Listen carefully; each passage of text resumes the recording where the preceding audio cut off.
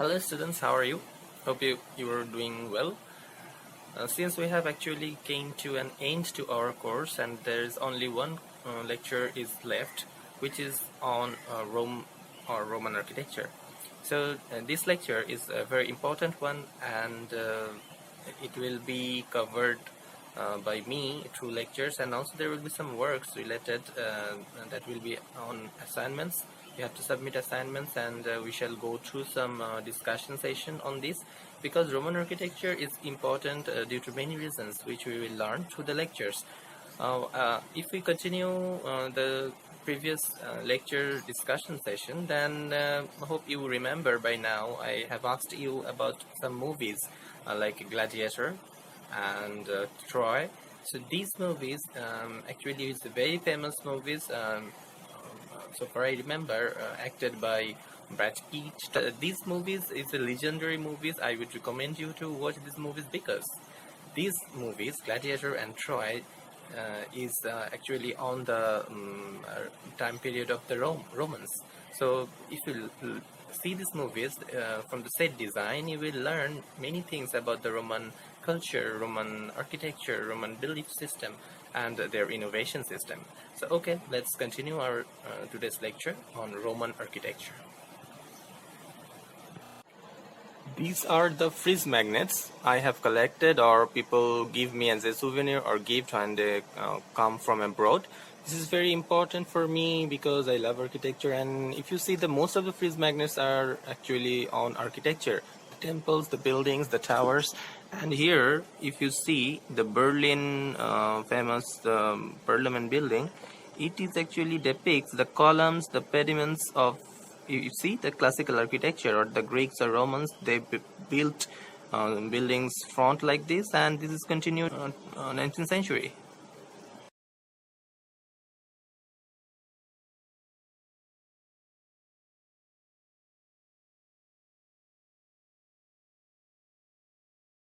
So hello students, today we shall discuss about a very important phase of the history. It's actually the Rome times during the Romans.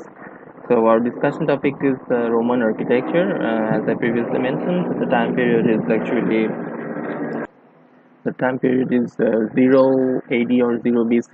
The Romans defeated the Greek people, and then they started their own architectural style. So I'm following today the Ancient History Encyclopedia. You can actually visit this website to have more idea about the topics we learned so far.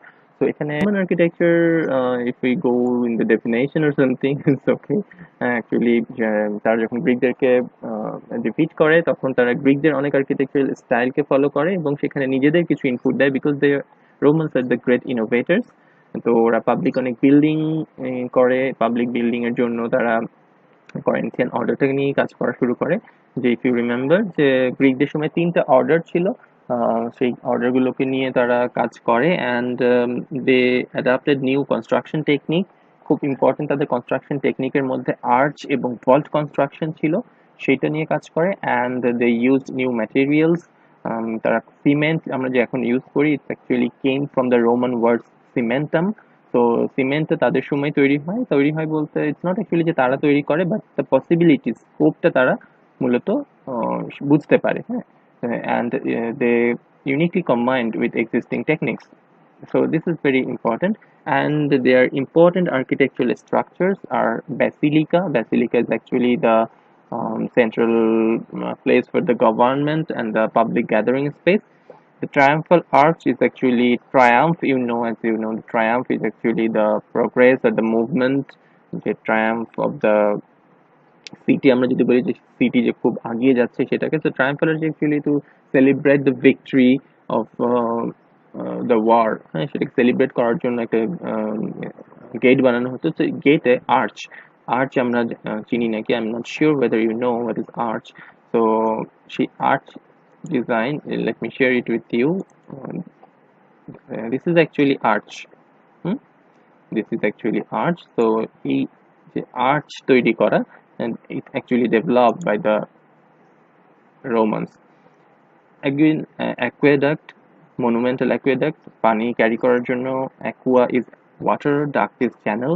So so পানির channel সেটাকে কিভাবে design করতে, amphitheater, a kind of a theater that is actually people can see the performance from 360-degree view. That means you have to perform at the center এবং তার তোমার চারপাশে সবাই বসে থাকবে, তুমি দেখবে সেই ধরনের থিয়েটার ডিজাইন করা, এবং গ্র্যানারি বিল্ডিং, রেসিডেন্সিয়াল হাউজিং ব্লক, এরকম বিভিন্ন কাজগুলো করে।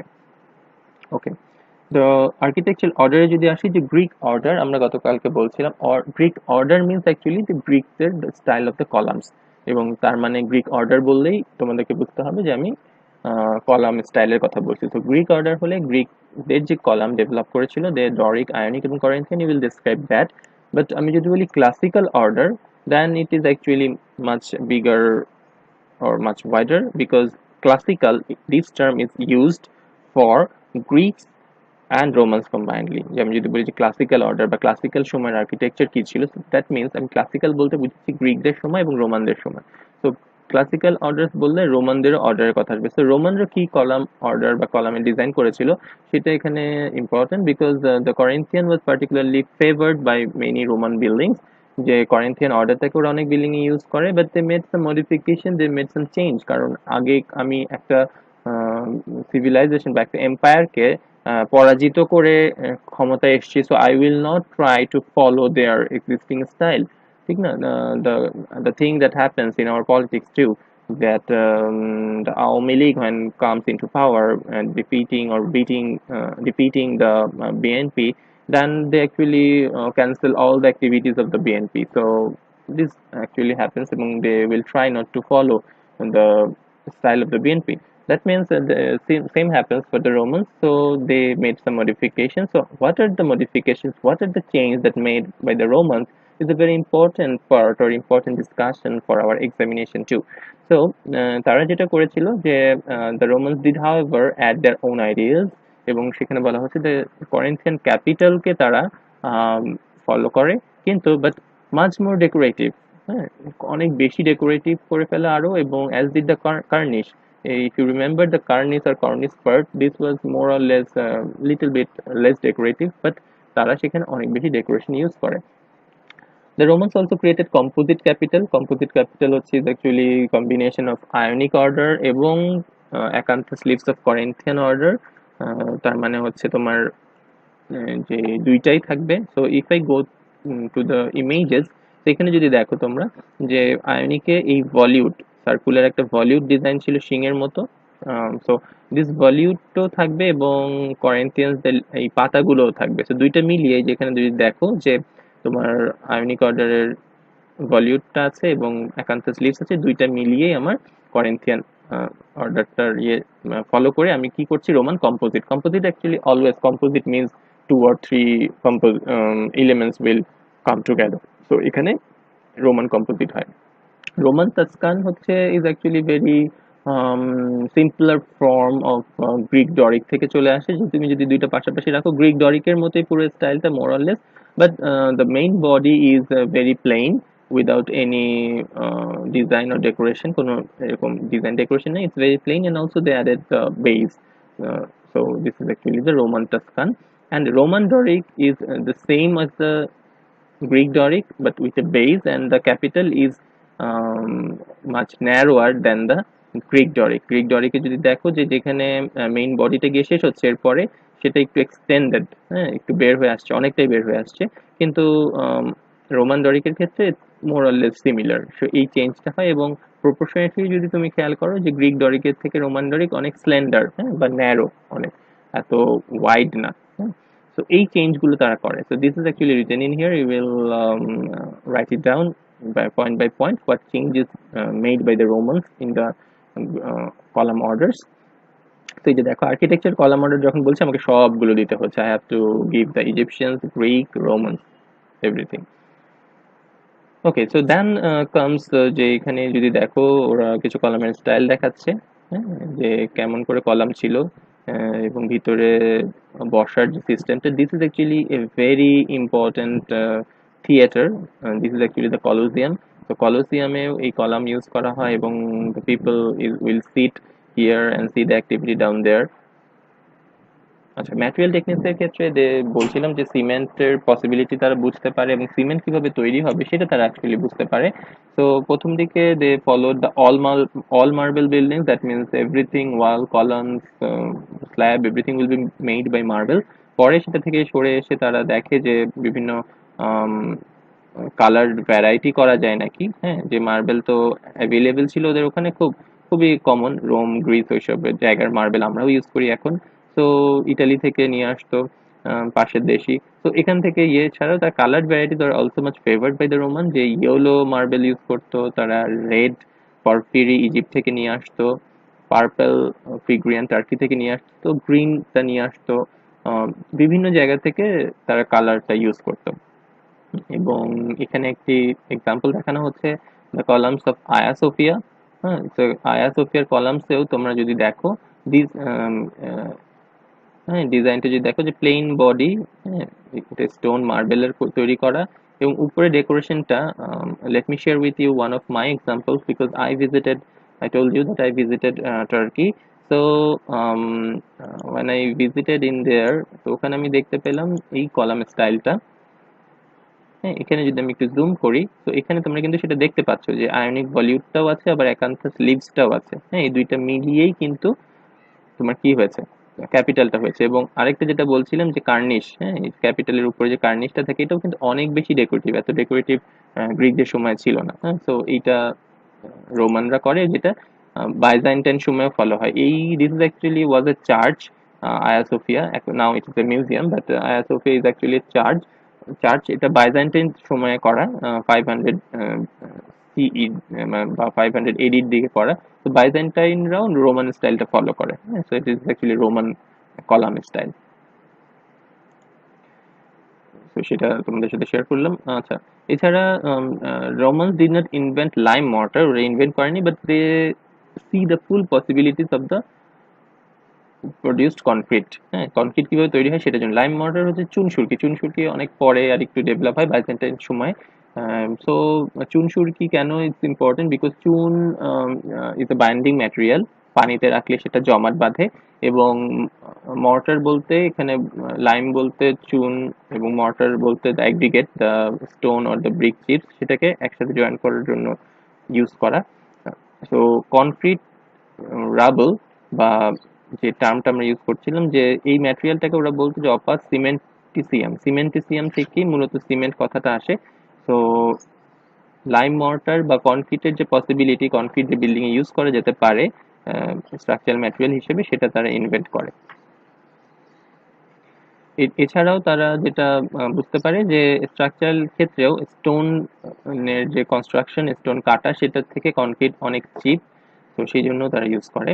এবং সানড্রাইড ব্রিকটাও তারা ফলো করতো, যেখানে ফায়ার ব্রিক, টেরাকোটা, সানড্রাইড ব্রিকে কিভাবে কালার আনা যায়, যেটা স্টারগেটে করা হয়েছিল, সেটা নিয়েও তারা কাজ করে। This is a famous Roman temple. It's called Pantheon. নাম নিয়ে কনফিউশন করবে না। আমরা গত ক্লাসে পড়েছি গ্রিকদের টেম্পল পার্থেনন, আর দিস ইজ রোমান প্যান্থিয়ন। দেখে তো অবশ্যই পার্থক্য পাবে, কারণ এখানে একটা সার্কুলার শেপ পিছনে দেখা যাচ্ছে এবং সামনে একটা পোর্টিকো, বা গত ক্লাসেও আমরা বলছিলাম যে ওয়েদার ভালো হলে এরকম একটা শেপ করে যেখানে তুমি এসে বাইরে দাঁড়াতে পারো খোলামেলা। তো এই পোর্টিকো হয়ে ভিতরে একটা সার্কুলার শেপ আছে, সেটাকে, যদিও Pantheon is not actually Roman temple হিসেবে ডিজাইন করা না, পরবর্তীতে টেম্পল হয়। ইট ওয়াজ বেসিক্যালি এ মার্কেট প্লেস, দোকান ছিল। পরে চিন্তা করে যে না, এটাকে টেম্পলে কনভার্ট করবে। আচ্ছা, রোমান আর্কিটেক্টদের মধ্যে খুব ইম্পর্টেন্ট একজন আর্কিটেক্ট বা রাইটারের নাম আছে, যার বই আমরা এখনো পড়ি। তার নাম হচ্ছে ভিট্রুভিয়াস।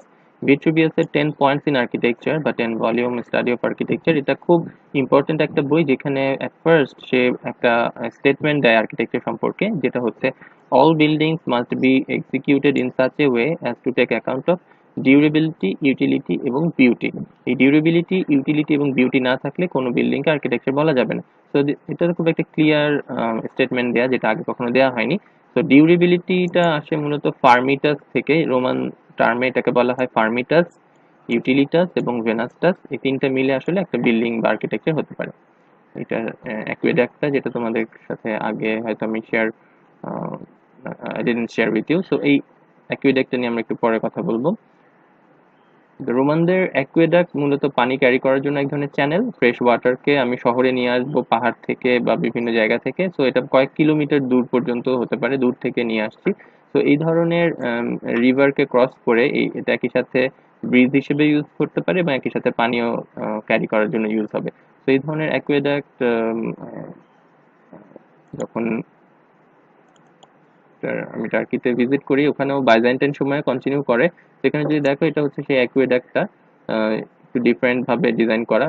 গ্রিকদের ক্ষেত্রে যেটা মোর আর্ট হিসেবে ছিল, এখানে নতুন করে একটু ওয়াল আইটেমটাই বেশি প্রমিনেন্ট কলামের থেকে, কারণ এটা ডিফারেন্ট সময়, but purpose is same. So রোমানদের অনেক কিছু বাইজেন্টাইন এম্পায়াররা ফলো করে। এবং এখানে তোমরা যদি চিনতে পারো, সবুজ এবং রোমান তোমাদের সিনিয়র ভাই, ওরাও একটা এক্সচেঞ্জ প্রোগ্রামে টার্কিতে 4 মাসের জন্য গিয়েছিল। এবং এই আর্কিটেকচারালি সিগনিফিকেন্ট যে বিল্ডিং গুলো, পুরোনো দিনের বিল্ডিং গুলো, সেগুলোকে আরো বেশি ওপেন করার জন্য, মানুষ যেন দেখতে যায়, আহ, সেগুলোর সাথে কানেকশন এস্টাবলিশ করার জন্য they have created a glass terrace. আসলে এক্সটেন্ডেড একটা পোর্শন, পাহাড় থেকে পুরোই ঝুলন্ত একটা প্ল্যাটফর্ম গ্লাসের। তুমি চারপাশে দেখলে একই সাথে ওই হিস্টোরিক বিল্ডিংটাও তুমি দেখতে পারো। It looks like this from the below. তো এই ধরনের ভাবে পুরোনো দিনের বিল্ডিং গুলোকে মানুষের কাছাকাছি নিয়ে আসার জন্য আসলে এখন অনেক কাজ হচ্ছে, যে আমি কিভাবে মানুষের সাথে সেই কানেকশনটা এনশিওর করতে পারবো। Back to if you come back to our lecture, তো এখানে সেই অ্যাকুয়েডাক্টের পারপাস কি, কি কারণে ইউজ করা হতো সেটা সম্পর্কে বলা আছে।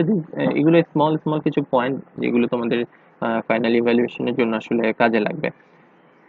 If we then we come to basilica, basilica হচ্ছে মূলত অ্যাডাপ্টেড বাই ক্রিশ্চিয়ান চার্চ। হ্যাঁ, এবং খ্রিস্টানদের যে চার্চ ছিল সেটা থেকে মূলত ব্যাসিলিকার কনসেপ্টটা আসে, কিন্তু রোমানদের ক্ষেত্রে সেটা ছিল একটা লার্জ গ্যাদারিং স্পেস। এবং বেশিরভাগ ক্ষেত্রে ল কোর্ট বা যে লিগ্যাল কাজকর্মগুলো, সেগুলো এই ব্যাসিলিকার আশেপাশে হতো। এবং ব্যাসিলিকার চারপাশে বা ব্যাসিলিকা একটা ফোরামের পার্ট। হুম, ফোরামের পার্ট বলতে, ফোরাম হচ্ছে রোমান মার্কেট প্লেস, বাজার যেটাকে আমরা বলি, সেটা হচ্ছে ফোরাম, হচ্ছে রোমানদের মার্কেট প্লেস, যেটা গ্রিকদের ক্ষেত্রে ছিল অ্যাগোরা। আমি একটা লেকচার মাঝখানে বলেছিলাম, আমাদের যে এখন সুপার শপ আছে শহরে আমরা দেখি অ্যাগোরা, সেই agora is actually Greek term, যেটা রোমানদের গ্রিকদের মার্কেট প্লেসকে অ্যাগোরা বলতো, আর রোমানদেরটাকে বলা হয় ফোরাম। এবং সেই ফোরামেরই এক পাশে তোমার ব্যাসিলিকা থাকতো। এবং ব্যাসিলিকার এখানে একটা ডিজাইনও দেওয়া আছে, একটা লং হল হবে, হ্যাঁ, এবং কলাম দিয়ে সাপোর্টেড থাকবে। This is not very important, just the term is important for আস।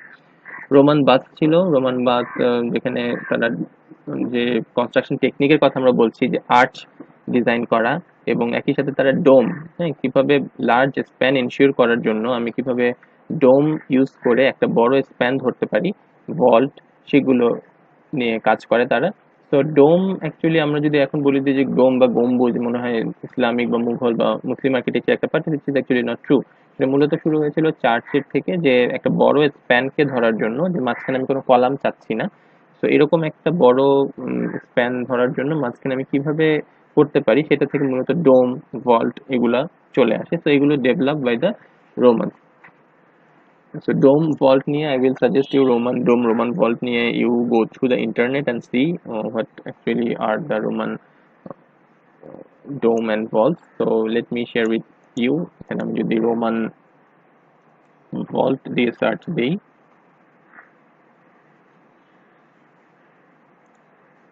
এবং আমি যদি ইমেজে যাই, so you will see, হ্যাঁ, ভল্ট হচ্ছে তার মানে কি, একটা কলাম থেকে চারপাশে চারটা কলাম, তো এরকম চারটা কলাম মাঝখানে একটা সেন্ট্রাল পয়েন্টে এসে মিশবে, যেটার প্রতিটা পাশ হচ্ছে একটা আর্চের মতো, কিন্তু মাঝখানে এইরকম একটা শেপে এসে মিলতে হবে, এটাকে বলা হচ্ছে ভল্ট।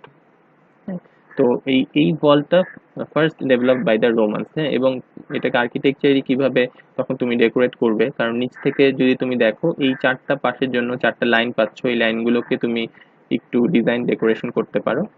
এখানেও যদি দেখো ভল্ট, এবং ইন্টারেস্টিং থিং হচ্ছে মাঝখানে যদি লোডটা পড়ে, এই ভল্টের উপরে আবার ওরা চুন সুরকি দিয়ে একটা ফ্ল্যাট স্ল্যাব বা ফ্ল্যাট ফ্লোরের মতো ঢালাই দিত, যেটা সাপোর্টেড বাই নিচে ভল্ট। ঠিক আছে, তো এবং এইরকম ভল্টের ক্ষেত্রে উপরের এই পাশগুলো থেকে আলো আনার জন্য ইউজ করতো। হ্যাঁ, নিচে হয়তো সলিড, উপরে আলো আসছে।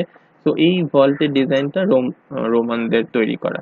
ঠিক একইভাবে আমি যদি রোমান ডোম বলি, সেক্ষেত্রে একটু আগে যেটা বললাম যে প্যান্থিয়ন, যে এক্সাম্পলটা দিলাম, সেই প্যান্থিয়ন কিন্তু রোমান ডোমের একটা সাকসেসফুল এক্সাম্পল। এই যে দেখো এটা, সেটা হচ্ছে যে এই ডোমটা কিভাবে কনস্ট্রাকশন করা হয়। ঠিক আছে, এই মাঝখান দিয়ে যে বিভিন্ন রিব গুলো দেখতে পাচ্ছ, এইগুলো সেই সিমেন্টের রিব, এবং মাঝখানে এরকম অনেকগুলো রিব তৈরি করে মাঝখানে আহ, ছোট ছোট পার্ট হিসেবে সিমেন্টের ব্লকের মতো দিয়ে দিয়ে একটা বড় স্প্যান ধরার জন্য যে ডোম তৈরি করা যায়, এটা প্রথম রোমানদের দ্বারা আবিষ্কার হয়।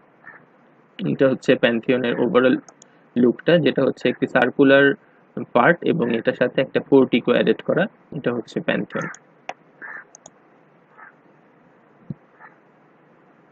ওকে, সো এবং এরপরে আমরা যদি রোমান থিয়েটারের দিকে আসি, অ্যাম্পি থিয়েটার যেটা বলছিলাম যে সেন্টারে পারফরমেন্স হবে, চারপাশ থেকে মানুষ দেখবে, this is actually the famous Roman amphi theatre, যেটাকে কলোজিয়াম বলা হয়, এটা ইটালিতে।